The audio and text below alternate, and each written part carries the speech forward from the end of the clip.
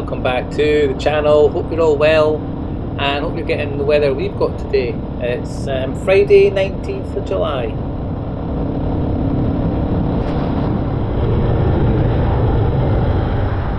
So I'm doing a voiceover as today it's 20-mile-an-hour winds, southeasterly. So yeah,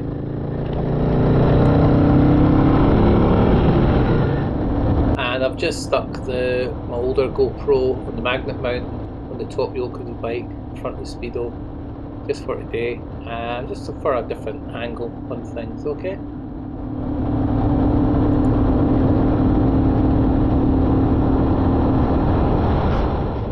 And I'm heading down into the Scottish borders with friend Bob. Bob finally can get back on his bike after 6 weeks with a boot thing on his foot for his Achilles tendon that he's down in. So he's got to take it easy today, so he messaged me last night. He's like, "Do you fancy getting out the bikes tomorrow? It's to be a nice day." And with the forecast of Saturday and Sunday looking a bit crap again, as this summer's proven, one good day you get 3 crap days after. I said, yeah, hell why not? And back to the main topic of this video, is kind of evident in front of me.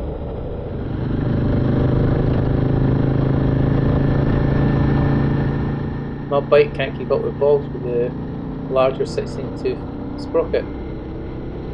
And yeah, so there you go.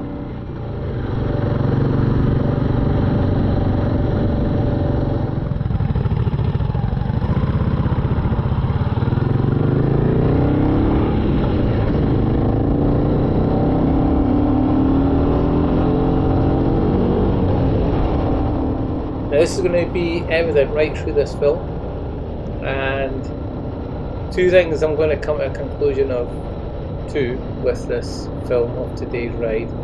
I've been out already with Bob, but now that I've done a few miles on my bike with the camshaft fitted and stuff, as well as all the other mods, back to this stock versus tuned, and I've actually struggled to keep up with Bob's bike today, and his is totally stock.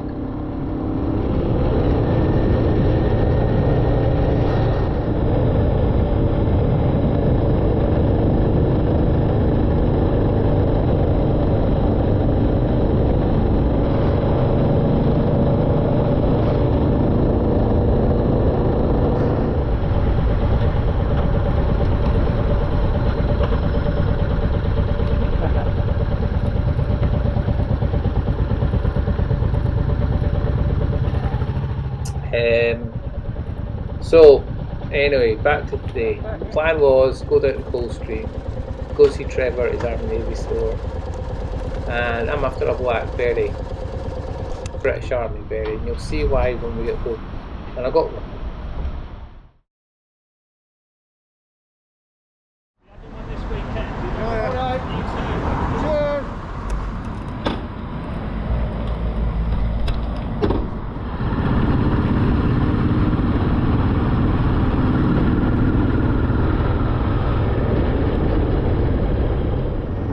Okay, so leaving Coldstream, we'll head across to Kelso, grab a Greg's, my turn to buy, sausage rolls and coffee, and then we'll continue this bit of waffle once we hit the road again, okay?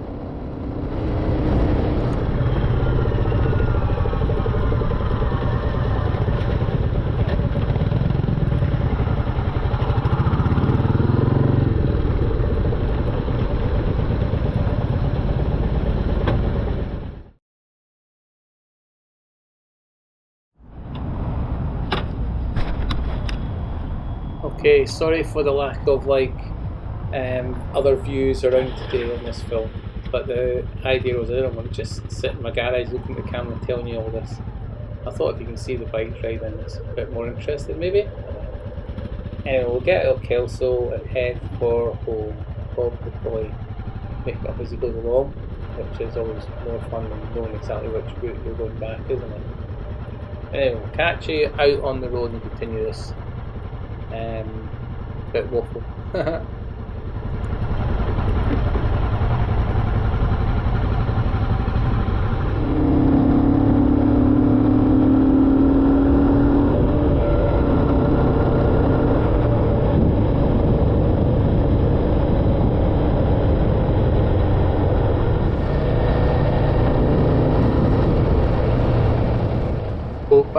comparing Bob's stock bike with my modified bike.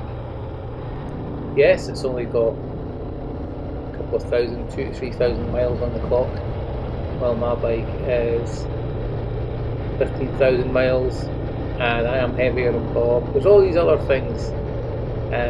Now I'm not going to go down the route of, I don't want comments of folks saying, oh, I want dyno evidence and all that. I'm not interested in all that, that's the honest truth.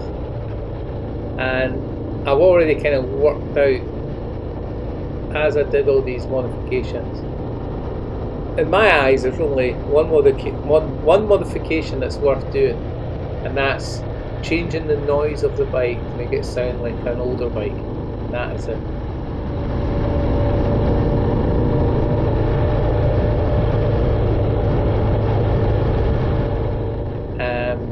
So I'm going to say it now before the end of the film. I am on the fence regarding this camshaft, because what it does, yeah, you've seen the films in my bike with the stock gear, and it goes like the clappers first, second, third, but you've got to rev hell out of it, and I don't think that's really what this bike is for, and you all know this. It's a wee bike for just cruising around, and there's bigger bikes to go faster.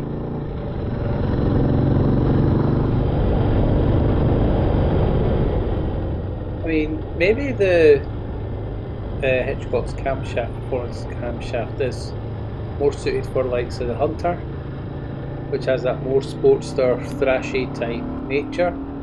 You know, when you're on the revs, I don't know, maybe it'd be better just selling it and marketing it as that. I don't think it's the right thing to put in a classic 350 now.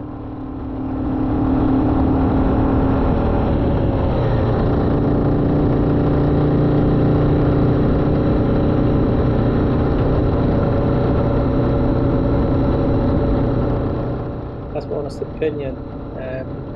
Changing the exhaust note, that's a personal thing. Having an induction noise, so for me, I love it. I'll actually love that, and that comes across in my videos, and a lot of you comment on the noise of my bike, and most of it is the induction noise in the airbox, not the exhaust pipe. You only hear that when I do a flyby. So anyway, yeah, you could talk about this forever, but I don't want to get like down that big rabbit hole of it all.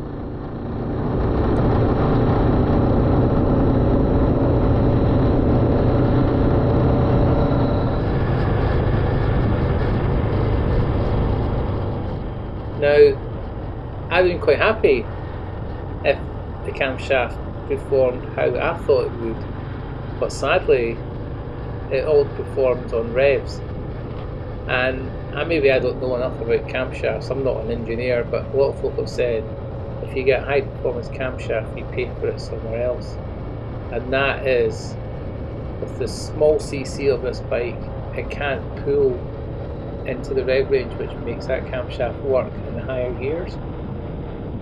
So this also goes to prove that changing stuff in your bike and riding to work is a totally different thing to riding alongside another bike to compare it with.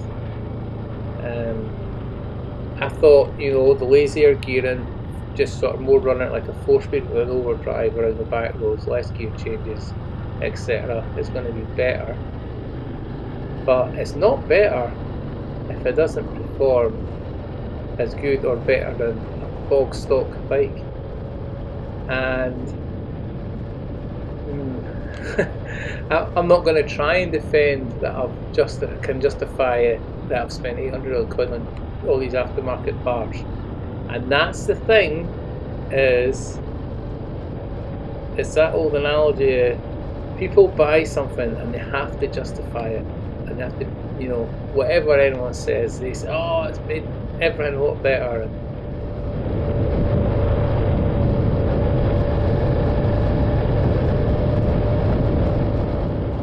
Anyway, it's great to be out with Bob, great to be out with him again. I've missed his company out on the roads. We've all kind of drifted away because everybody's been so busy come the summer. I've been busy with the Scottish Open, Bob's had his ankle injury, Trav's been busy with local stuff, gala days, and these gift loan stuff that he does with Coldstream Harbour.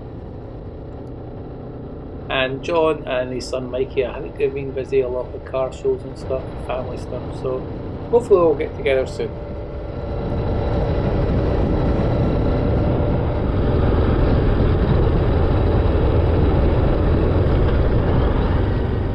I did say in my review there, if I buy another one of these bikes, I'll probably just leave it called stock.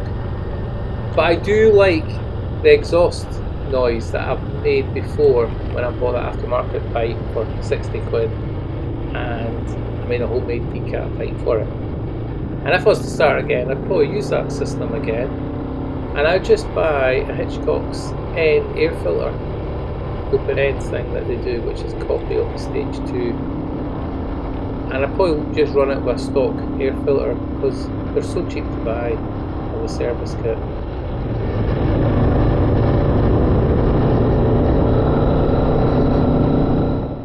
So back home, and here's a berry I picked up, and here's my dad's 16th Lancers Tank Regiment badge.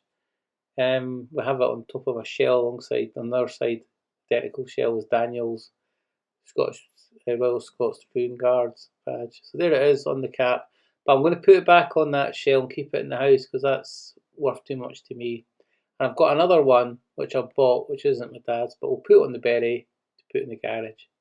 So thanks as always for watching. I hope all this has made some sense to you. And see you all again soon. Okay, bye.